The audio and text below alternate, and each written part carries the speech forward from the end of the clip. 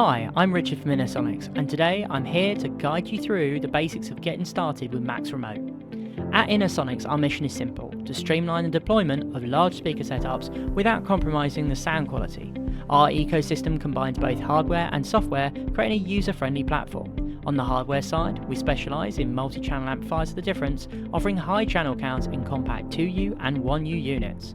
But how do you manage hundreds or even thousands of channels? That's where Maxx Remote comes in.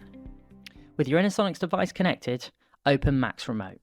You'll see two options: Start New Project and Import Project File from your file system. So we're starting afresh here. Let's click on New Project. Okay.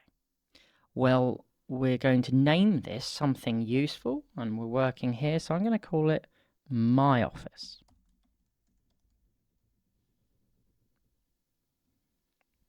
Okay, now let's look at the main window. On the left-hand side, you're going to see the navigation bar featuring all of Maxx Remote's key features, and we're going to explore some of them briefly today. Let's start by adding a device. So if we go to the device page, you'll see it's empty. Let's click Add Device button. So a window will pop up allowing you to manually add a device or pick one from the network. Today we're going to pick a device from the network, but before we proceed with that, let's make sure to uncheck the Generate Project Channel option at the top. Today we're going to be creating our own channels manually for this video. I'm going to choose my MA16D squared. With the device added to this session, the next step is to create some channels. You don't have to have a device connected to do this, as you can create channels completely offline and then link those channels to the device later on, but we'll go through this topic in more detail further along in the video. Let's click the Channels tab here, and let's start creating some channels. Go to Map and Create, and I'm going to click Plus Channels, and I'm going to create 3 channels. And I'm going to name them Left, Right, and Sub. So with those channels created, I'm now going to apply them and add them to a group, but I need to create a group. So let's create a group and let's call that one Office.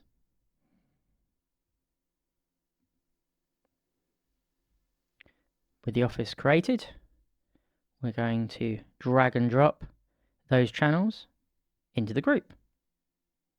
Now you're going to notice here that Link To says no link, and that's because these channels don't have a hardware source. So let's fix that. Let's go back to the device page and let's click on Linked Channels. You'll see project channels and you'll see hardware channels side by side. The project channels are virtual and the hardware channels represent your physical outputs. So in my case, I have an MA16D squared with 16 hardware channels available. So let's assign our project channels to their corresponding hardware outputs by dragging and dropping. But before I do this, I'm going to confirm my speakers are connected correctly. And I'm going to use the Identify feature here. So when I click this button, I'm going to have pink noise, and I'm going to have it at -40 dB. So let's just check. Perfect. That sounds exactly what I was expecting it to sound like. Not very good, but going out of the right outputs. Okay, let's assign my project channels to my hardware channels, and as quickly as that, I have done that. Perfect. Let's quickly adjust the volume of this group just to be on the safe side. I can go here, and I'm going to put -30 dB. Perfect. I don't really want my sub to be at -30 dB though. I want it to be a little bit louder than the left and right, and I can do this by going to its individual channel and applying a 6 dB boost. So if we go back to the group itself, click on volume, you're going to see the left and right is at -30, but the sub has a 6 dB boost, which is exactly what I want. While we're on the subject of the sub, let's start applying some EQ. So I'll click on my sub channel, I'll go to my EQ. So each channel of my device in Maxx Remote has 32 points of EQ and 2048 tabs of FIR. So a lot of processing power under the hood here. Let's drag and drop a low pass. And let's quickly change that filter, make it a little bit more aggressive. And let's go to 125 Hz. Probably going to go back and change this later on when I've had a good listen, but for the time being, this will do for what we're looking to do.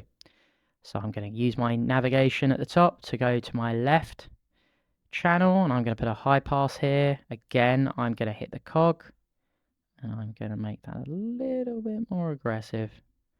And I'm going to go to 140 on this one. Just a bit of overlap. And I'm going to do the same thing on my right as well. Once again, I'm definitely going to mess about with this a little bit later on, but for the time being, that's where I want it to be. Now, of course, with groups, if all the channels within my group were going to use the same EQ, then I could apply that EQ to the entire group, thus thus taking up a lot less time. I could apply a speaker preset, I could apply limiting.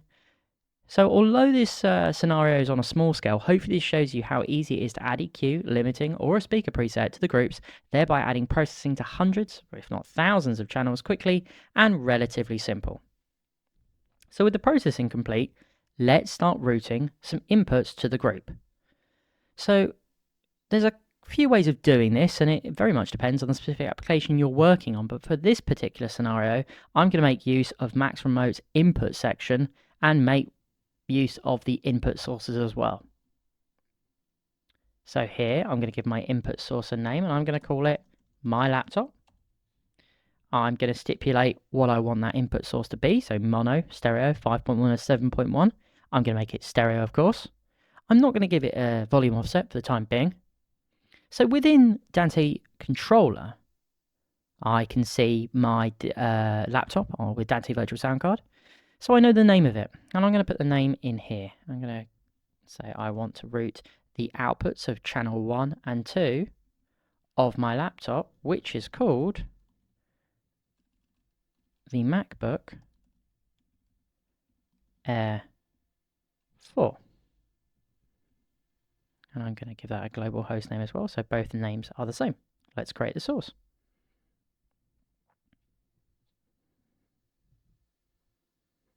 Okay, so with the input source created, now we're ready to route that to the group. Let's go back to my office group, and let's click on the group, and let's go to input. And here we can see my laptop is ready to be routed. So I'm going to select straight stereo and hit apply. Perfect. Let's bring this back a little bit in volume. Let's go -40, just to be on the safe side. And let's play some audio. And you can see I've successfully routed audio to that group from my Dante Virtual Sound Card. So within a few clicks, I've been able to route the hundreds of thousands of channels of audio relatively quickly and easily as well. Setting up an office stereo system admittedly isn't a real-world scenario for an Innosonix ecosystem. Real-world, you're going to be deploying a large amount of channels and taking full advantage of our large channel counts in a small footprint while utilising Maxx Remote's intuitive channel management workflow. However, I'm hoping by showing you how to deploy a simple stereo system, it'll give you a good understanding of how you could apply this workflow to a much bigger deployment. For more information on Maxx Remote and our digital multi-channel amplifiers The Difference, please visit innosonix.de and make sure you're following our social media channels for regular updates.